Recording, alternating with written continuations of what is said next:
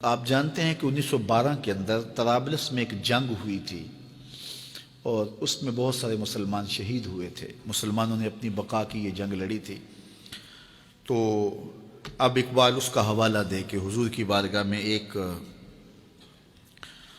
اللہ اکبر، گراں جو مجھ پر ہنگامہ زمانہ ہوا، گراں مجھ پر جو ہنگامہ زمانہ ہوا، جہاں سے باندھ کے رخت سفر روانہ ہوا۔ یہ تصور کی کائنات ہے۔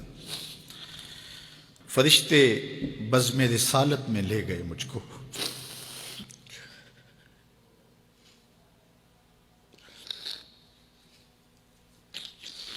وہ کہتے ہیں کہ میں تصور ہی میں جب اس دنیا کے ہنگاموں سے اکتا گیا تو میں نے رخت سفر باندھ لیا۔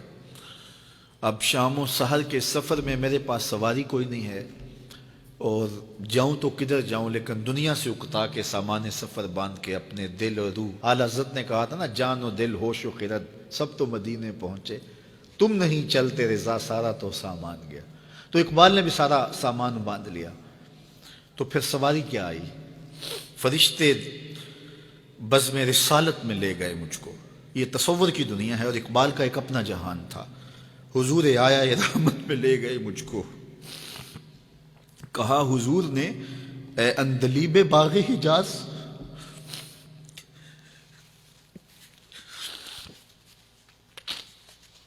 کہا حضور نے اے اندلیب باغ حجاز، کلی کلی ہے تیری گرمی نوا سے گداز، ہمیشہ سرخوش جام ولا ہے دل تیرا، فتادگی ہے تیری غیرت سجود و نیاز، نکل کے باغ جہاں سے رنگ بو آیا، نکل کر باغ جہاں سے رنگ بو آیا، ہمارے واسطے کیا تحفہ لے کے تو آیا۔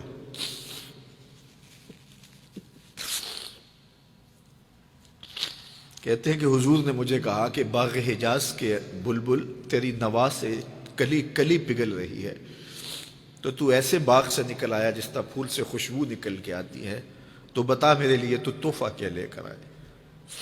اب اقبال کا جواب سنیے، حضور دہر میں آسودگی نہیں ملتی،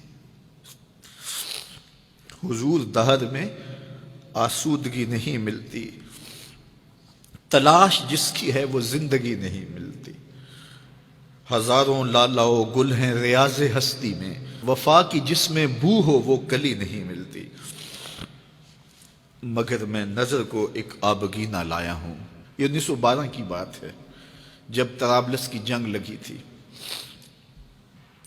مگر میں نظر کو ایک آبگینہ لایا ہوں، جو چیز اس میں ہے جنت میں بھی نہیں ملتی، جھلکتی ہے تیری امت کی آبرو اس میں، طرابلس کے شہیدوں کا ہے لہو اس میں۔ اگر اس دور میں اقبال ہوتا اس کا کلیجہ پھٹ جاتا۔ اللہ اس شخص کی قبر پہ کروڑوں رحمتوں کا نزول کرے اور امت کو پوری دنیا کے اوپر وحدت نصیب فرمائے۔ یہ امت علم کی، عمل کی راہوں سے گزر کے اپنی منزل کی طرف گامزن ہو اور وحدت کے حقیقی اجالے اس امت کو نصیب ہوں، اور بھٹکا ہوا آہو پھر سوئے حرم پہنچے اور یہ امت ایک منزل کی طرف وحدت فکر کے ساتھ، وحدت عمل کے ساتھ آگے بڑھے اور کھویا ہوا وقار اس کو نصیب ہو۔ اقبال کے انہی لفظوں کے ساتھ میں اپنی گفتگو کو اختتام کی طرف لے جاتا ہوں۔ بھٹکے ہوئے آہو کو پھر سوئے حرم لے چل، اس شہر کے خوگر کو پھر وسعت صحرا دے، میں بلبل نالہ ہوں اس اجڑے گلستاں کا، تاثیر کا سائل ہوں محتاج کو داتا دے۔